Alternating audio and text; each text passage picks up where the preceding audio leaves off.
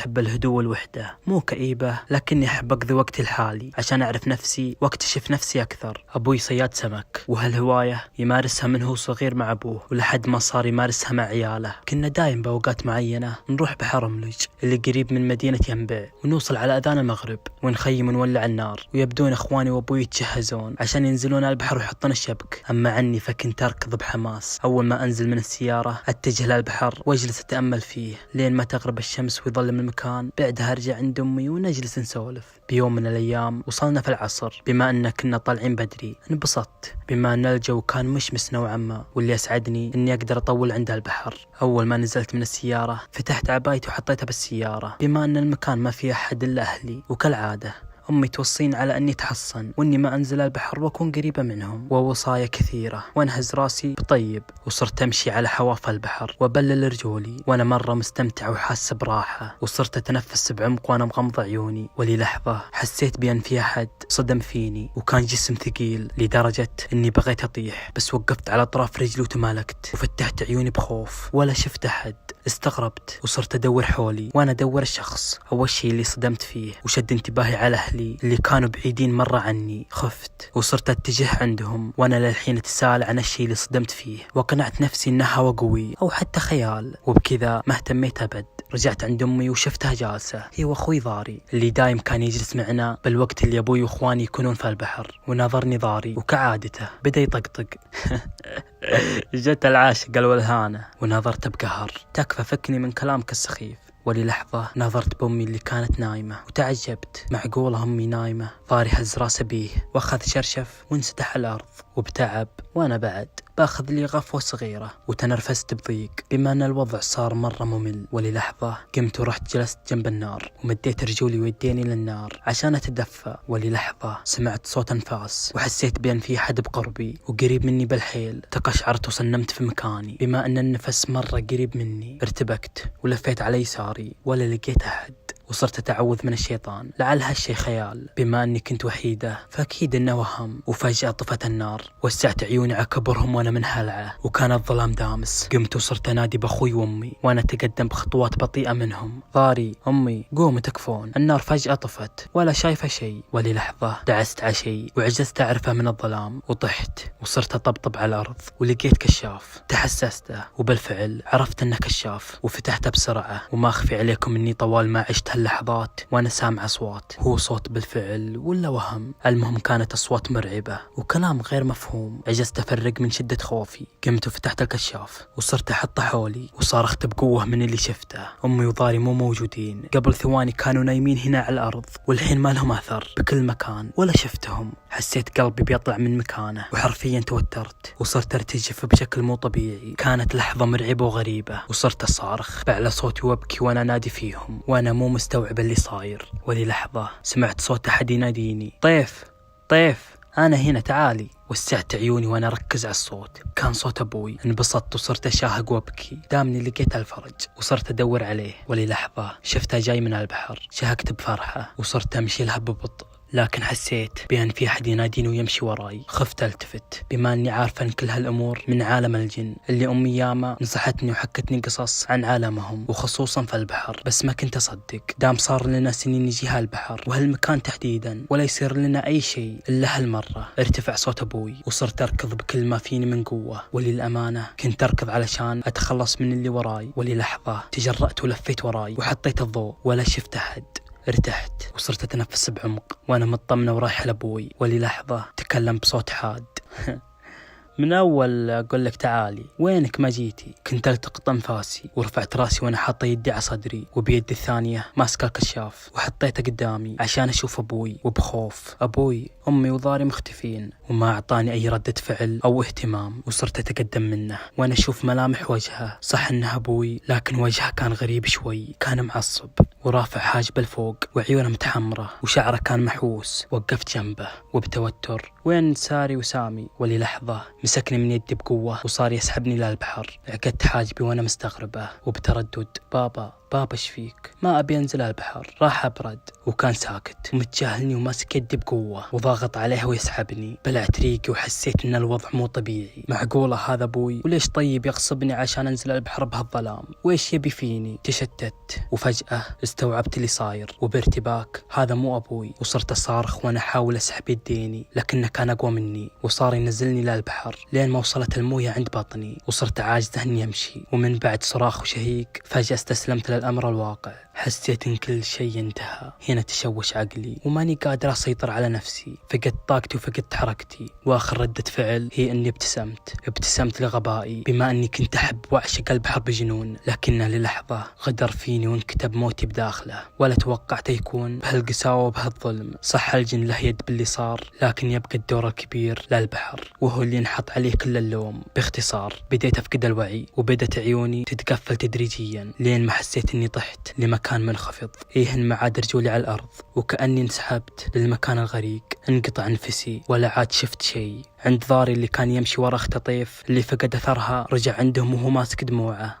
طيف لقيتها، وينها بنتي؟ ليش ما جت معك؟ وتقدم عندي ساري أخوي ودفني بكتفي، من جدك راجع بدونها؟ ونظرتهم بأسى. كنت ألحقها وفجأة كانت تصارخ وتركض، كانت أسرع من البرق. والله تراها ما كانت طبيعية، أكيد مسكها الجن ولا سوى فيها شيء. ساري توسعت عيونه وبصدمة: نعم ضاري، خلوني أقول لكم وش صار من البداية. كنا جالسين أنا وأمي وشفناها جاية من بعيد، جت وكان لون وجهها متغير وترتجف، وقلت لها بالمزح يا العاشقة الولهانة. المهم ناظرت فيني نظرة حادة وانخرجت من نظرتها المرعبة وجلست وصارت تتصرف بغرابة. وجلست أمي بجنبها وهي تسألها إذا كانت بخير أو لا، لكن فجأة قامت وصارت تصارخ وهي تبتعد عن أمي وخايفة منها وكأنها شايفة جن أو وحش. وفجأة طفت النار لأن جاء هوا قوي مرة، وهنا صارخت أكثر وصارت تبكي وهي تنادي علينا بالرغم كنا حولها، إلا أنها عاجزة تشوفنا. وللحظة أخذت الكشاف وصارت تضوي بكل مكان وكأنها مجنونة وتبكي وتصارخ وتنادي علينا، وإحنا جنبها ونكلمها بس ما كانت سامعة أو شايفة شيء. ومشيت وكأن في أحد يسحبها للبحر، وصرت أمشي وراها وأناديها وهي متجاهلتني، وصارت تركض بقوى ما عندها وأنا وراها ناديها بس كانت خايفة مني. وفجأة فقدتها ولا عاد شفت لها أثر، وتكلمت بقهر وانا ماسك دموعي: صدقوني هذه مو طيف،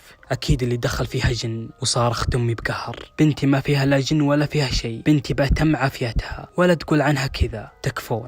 تكفون رجعوها لي. المهم بلغنا المركز وجو خبر السواحل وصاروا يدورون عليها لحد ما طلعت الشمس، لكنهم ما حصلوا لها أثر. كان يوم مرة مريب وصعب ينسى. أمي فقدت وعيها ودخلناها المستشفى وأخواني جلسوا معها، أما أنا وأبوي لسه في مكاننا ننتظر أي خبر يغير حالنا ويهدي قلوبنا اللي كانت عنار. المهم جلست أقنع أبوي إنه يرجع البيت ويرتاح، أو حتى إنه يدخل السيارة وينام فيها دام كان مواصل والتعب كان واضح عليه. ورد علي: ما عليك مني، أساسا عيني ما بتنام إلا لما أشوف أختك وتطمن. أنت رح نام، شوف وجهك كيف شحب وعيونك ذبلت. ومسحت وجهي وأنا حرفيا محتاج إني أرتاح وأنام ولو دقايق. ودخلت السيارة ونزلت الكرسي وما هي إلا ثواني وأنا غارق بنومي. وبعد مدة صحيت وفتحت عيوني وأنا ناظر حولي واستوعبت اللي صار وتنهدت بعمق لعلي أخرج من السيارة ويبشروني بأنهم لقوا طيف أو أي أثرها. خرجت وشفت أبوي اللي كان جالس مع أحد العساكر وكان يسولف معه عن حالات كثيرة مرتهم بنفس هالطريقة، اختفاء من غير سبب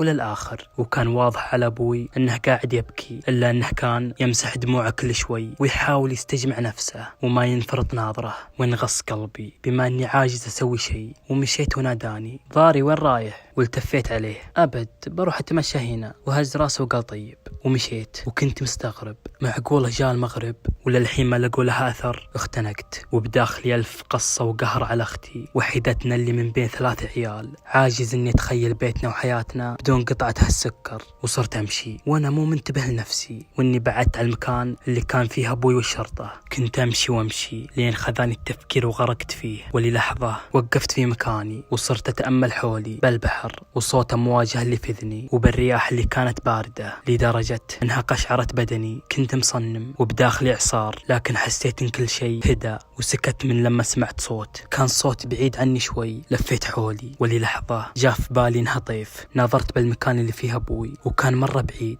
فحسيت إن طيف يمكن ضايعة وعجزت تلاقي مكاننا. جنوني وصرت أصارخ وأدور في المكان لأعرف مصدر الصوت. صرت أدور وكأني مجنون وأصارخ وأنا نادي فيها: طيف طيف أنا ضاري، وينك انتي سمعتني؟ وصرت اتجه للصخور اللي كانت عند الشاطئ، بما اني حاس ان الصوت جاي من هناك، وحمدت ربي ان المكان مكان مظلم بما انها المغرب، فتقريبا كنت شايف كل شيء بس مو بوضوح تام. ونسيت اني اطلع جوالي واشغل الكشاف، لاني من الفرحة بسماعي لصوت طيف طار عقلي، ولا جاء في بالي شيء غير اني لقيتها. تقدمت اكثر واكثر وشفتها طايحة على الارض وكأنها جثة مرمية، وكان صوتها مختفي. صارخت وانا اتجه لها، وبمجرد ما وصلت لها جلست على ركبتي وصرت ابكي وكأني طفل، ولا خطر في بالي اني اقلب وجهها او حتى صحيها، لان همي كله اني شفتها. وللحظة رن جوالي، طلعته وكان ابوي، ورديت بفرحة وانا ناظر بطيف. ابوي بصوت باكي: وينك؟ وعقدت حاجبي: ليش تبكي؟ صار شيء لأمي؟ لا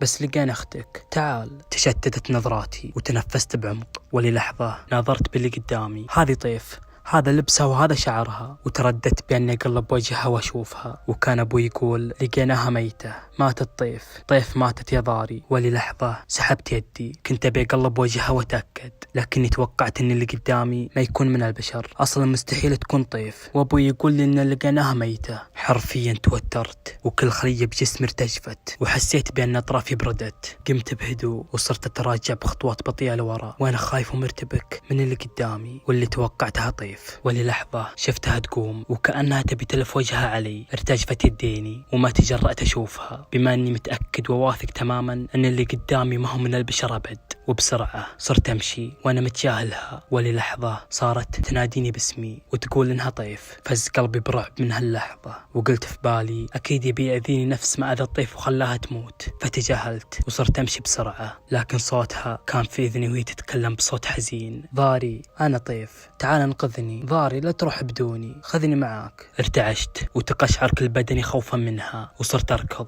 وأنا مو مستحمل هالصوت. حسيت إن الشيطان بدأ يوسوس لي ويقول لي إنها طيف، وإن اللي لقاها أبوي ما هو حقيقي. وكنت متردد إني أرجع لها وأخذها معي، أو إني أكمل طريقي وأرجع عند أبوي. حسيت بأن راسي راح ينفجر من التفكير، وبخاطري ألتفت وأرجع أخذها حية، ولا إني أروح وألقاها ميتة. حرفيا كان وضعي صعب، فصرت أبكي بقهر وغبنة وأنا سامعها تترجاني لأخذها معي. وصرت أقرأ آية الكرسي ولعلها الوهم يطير وأكون حر. وبالفعل ما هي إلا دقايق اختفى صوتها ولا عاد سمعتها أبد.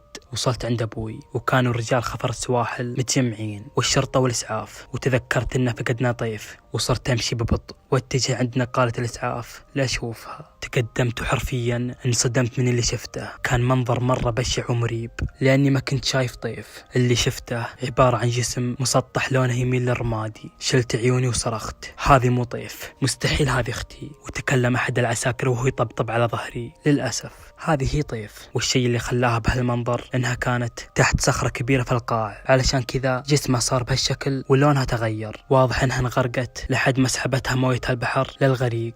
عرفنا الجثة لأبوك، وأكد لنا بأنها بنته، وراح نتأكد من التحاليل. وصلنا للنهاية، ولا توقعت إن هذا اللي بيحصل. مين كان يدري بأن كل اللي صار بسبب الجن؟ أنا واثق ومتأكد تماما، لكن وش يقنع أهلي؟ وبخصوص اللي شفته ما تكلمت فيه ولا قلت لأحد، لكن تغيرت كثير من بعد هذاك اليوم. وأهلي يظنون أني اكتئبت من وفاة طيف، بما أني منعزل ودايم أكون بغرفتي، وما بإرادتي هي السبب. هي اللي تبين أكون لها، وهي اللي قاعدة تتحكم فيني، وهي اللي تواسيني وتمسح دموعي. وهي صارت بداخلي واستقرت فيه، وعاجزة انها تطلع. واللي هي بان اللي تلبستني من هذاك اليوم ومن هذاك الموقف.